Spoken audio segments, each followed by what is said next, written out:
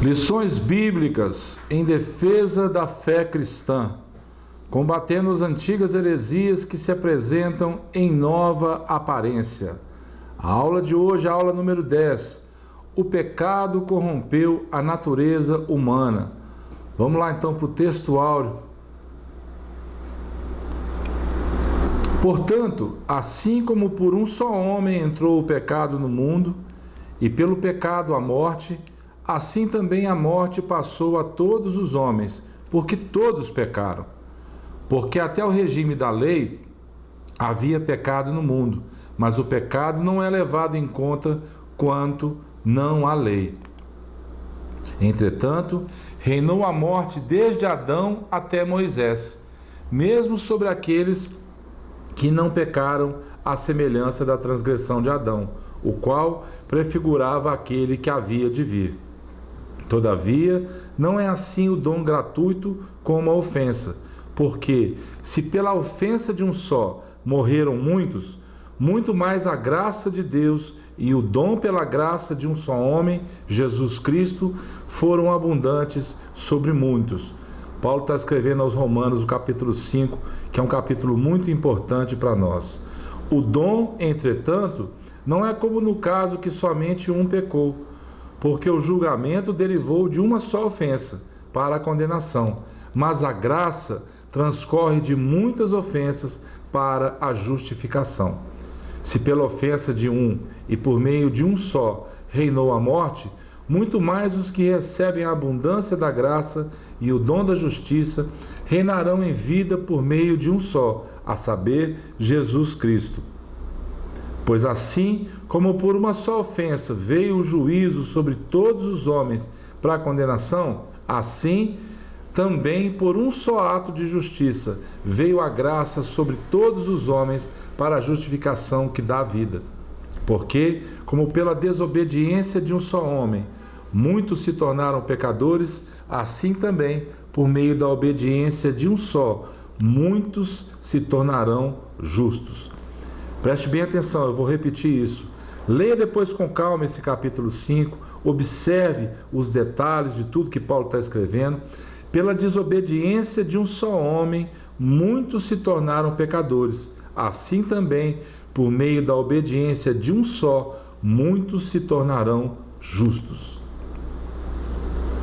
Sobreveio a lei para que avultasse a ofensa, ou seja, para que aumentasse, mas onde abundou o pecado, superabundou a graça, a fim de que, como o pecado reinou pela morte, assim também reinasse a graça pela justiça para a vida eterna, mediante Jesus Cristo, nosso Senhor. Vamos orar então. Pai querido, obrigado, Deus, por esse tema, por essa lição, por esse dia, por esse ensinamento, pelo discernimento, meu Pai, de que pela desobediência de um só homem entrou o pecado, mas pela obediência de um só homem também, Jesus Cristo, 100% homem, 100% Deus, veio para nós o perdão dos pecados, a salvação e a graça do Senhor sobre nós. Abençoa o meu irmão, a minha irmã, aqueles que estão perseverando, meu Pai, em estudar, em buscar a Tua palavra. Nos guarda, Senhor, nos livra de todo mal, em nome de Jesus, Senhor. Vamos lá, meus amados, amadas, para a introdução dessa lição. Tenha paciência, um pouquinho longa, mas vai valer a pena. O pecado trouxe alteração na natureza humana, bem como o rompimento da plena comunhão com Deus. Por seu amor e bondade, o Criador estabeleceu o caminho para a restauração da paz com o homem, a partir da morte de seu Filho unigênito sobre a cruz. Se não há pecado, então não há o que tem que ser absolvido. Concorda comigo? É isso que as pessoas tentam dizer quando negam o pecado, a existência do pecado. Eu não preciso de um Salvador, eu não pequei, quem pecou foi Adão. Essas coisas a gente escuta à medida que a gente caminha, mas não é assim. Trata-se de uma tentativa de desconstruir a relevância do sacrifício de Jesus sobre a cruz e manter o homem afastado de Deus. Acaso não sabeis que o vosso corpo é santuário do Espírito Santo? Paulo está escrevendo aos Coríntios, que está em vós, o qual tendes da parte de Deus e que não sois de vós mesmos, porque fostes comprados por preço. Agora, pois, glorificai a Deus no vosso corpo. Está lá em 1 Coríntios. A expressão comprados remete à condição do escravo que foi resgatado por certa quantia. Cristo nos libertou da escravidão do pecado por meio de sua morte.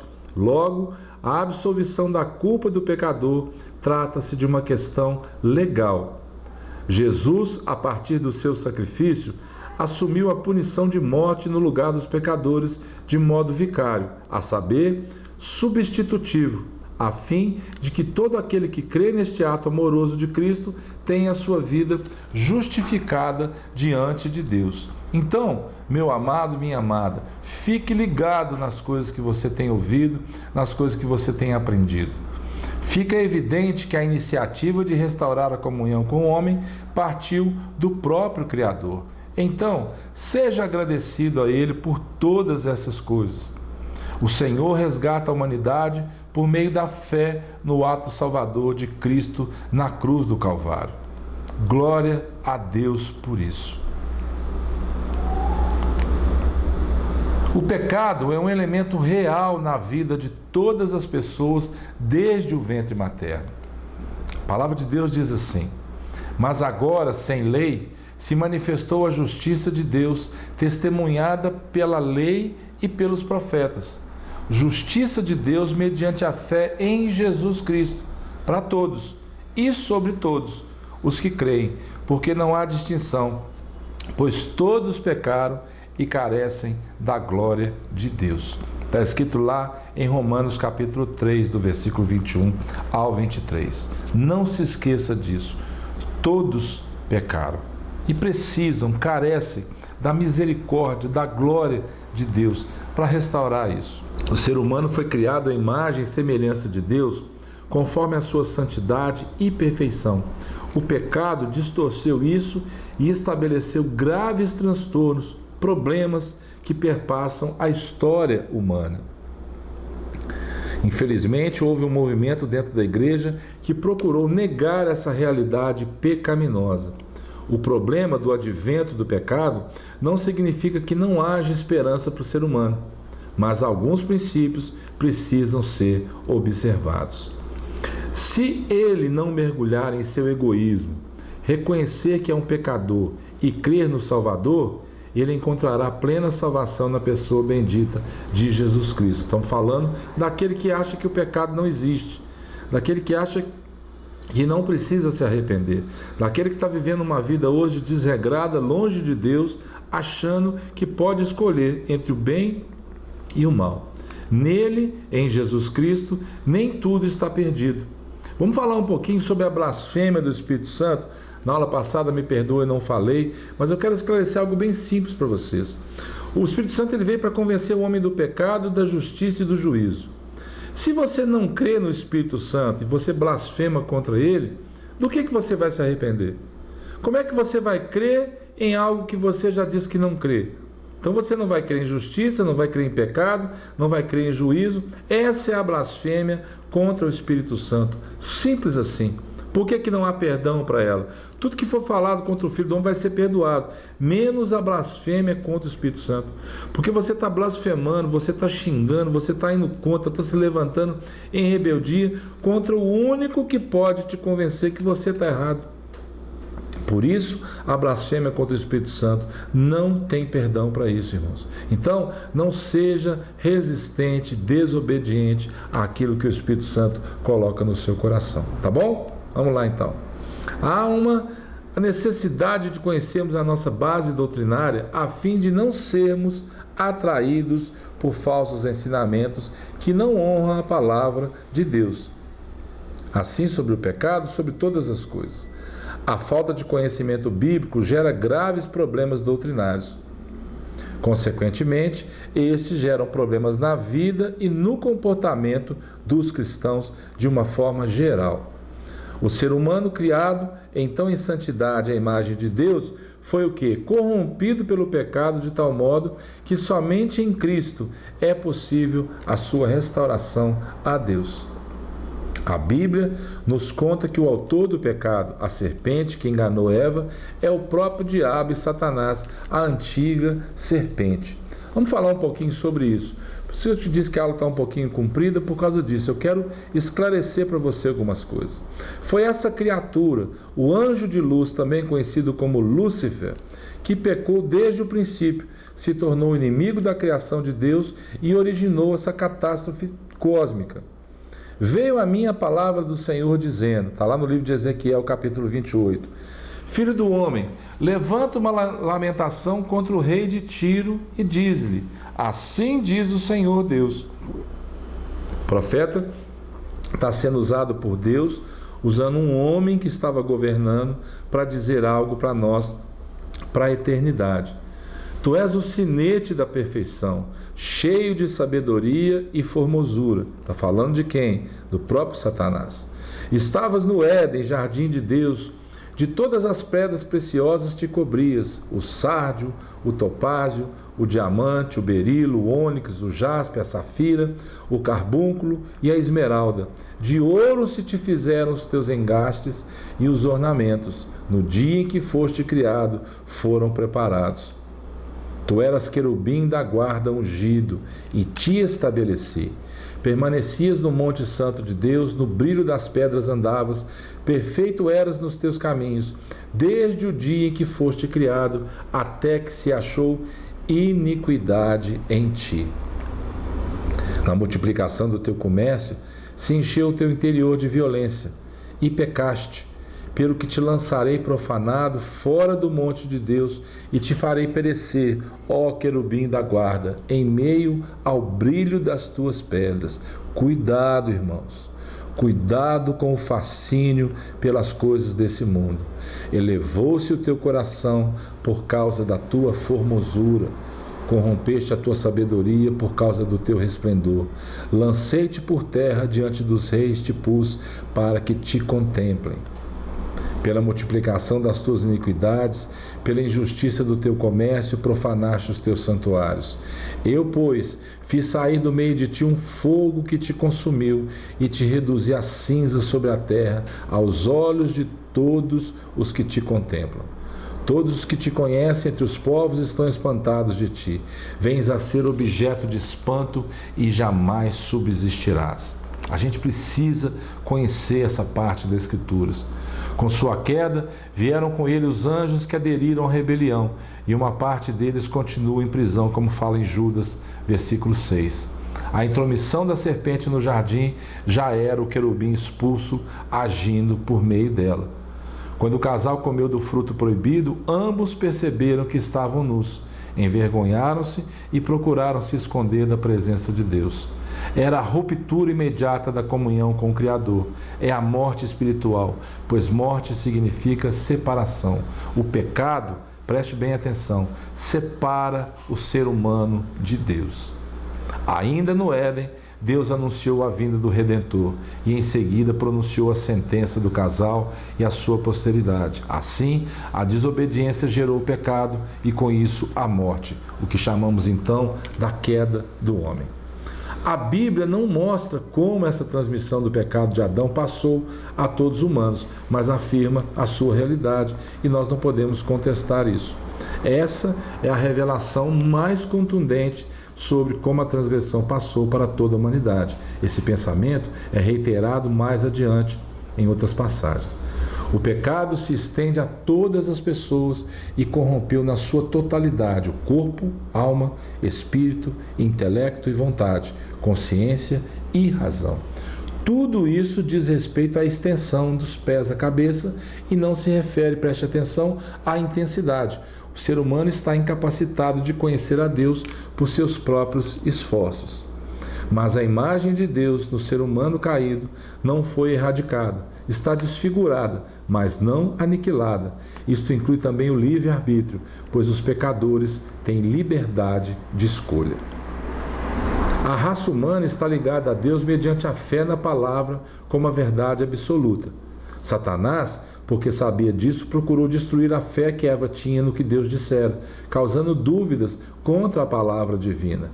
Satanás insinuou que Deus não estava falando sério no que dissera ao casal. Pega lá Gênesis para você ler depois. A primeira mentira proposta por Satanás foi uma forma de antinomianismo, negando o castigo da morte pelo pecado e apostasia. O engano, então, é admitir que, de certo modo, Deus não fala sério sobre o que ele diz da salvação, da justiça, do pecado, do julgamento e, principalmente, da morte. A mentira mais persistente de Satanás é que nada disso pode causar uma separação real de Deus.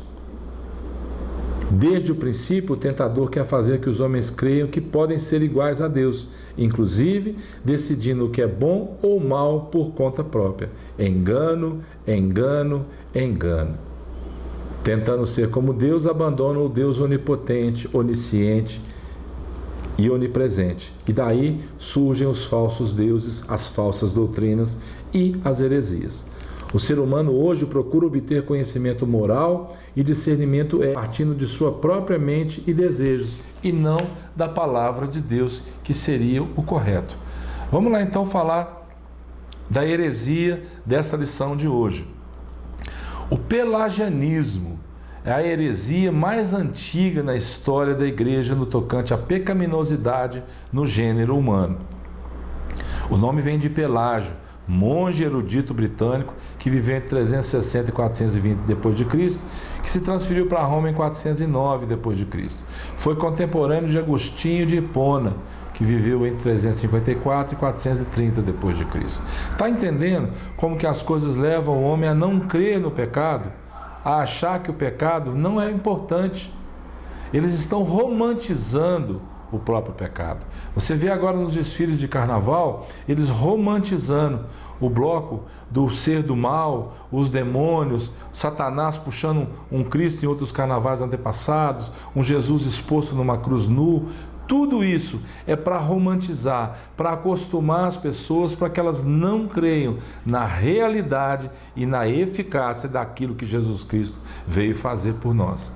A princípio, a sua doutrina, do pelagianismo, teve acolhida popular e não era considerado que herética, porque parecia se tratar de um assunto meramente ético e não teológico. Mas, cuidado, a controvérsia não foi desencadeada com o próprio Pelágio, mas com Celestio, jurista romano de origem britânica, um dos principais porta-vozes das ideias pelagianas.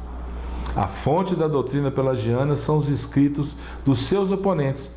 Não existe nada da lavra, ou seja, da própria escrita do próprio Pelágio. Nada, ele não escreveu nada. Mas os opositores, as pessoas escreviam. O que se sabe sobre a sua teologia é o seguinte: o ser humano não nasce no pecado. A transgressão de Adão não afeta diretamente os outros. Não existe pecado original. Não existe a corrupção geral do gênero humano. E não é isso que nós vemos nos nossos dias. O pelagianismo foi condenado no concílio de Éfeso em 431 d.C. A cruz de Cristo sempre foi um escândalo, uma ofensa para os que estão nas trevas. Vamos lá então, para que a gente possa... Qual que é a nossa resposta para tudo isso?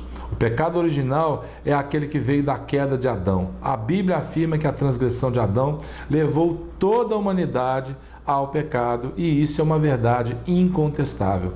Paulo diz: todos pecaram. Mas lá no princípio, em Gênesis, nós vemos como foi aquilo que aconteceu e por que Deus criou a morte, para que o homem não pecasse eternamente. Você sabia disso? O Alcorão nega a crucificação e a morte de Jesus. Com esse argumento, conclui que não havia necessidade de Jesus morrer pelos pecados da humanidade. Vamos lá então para a conclusão.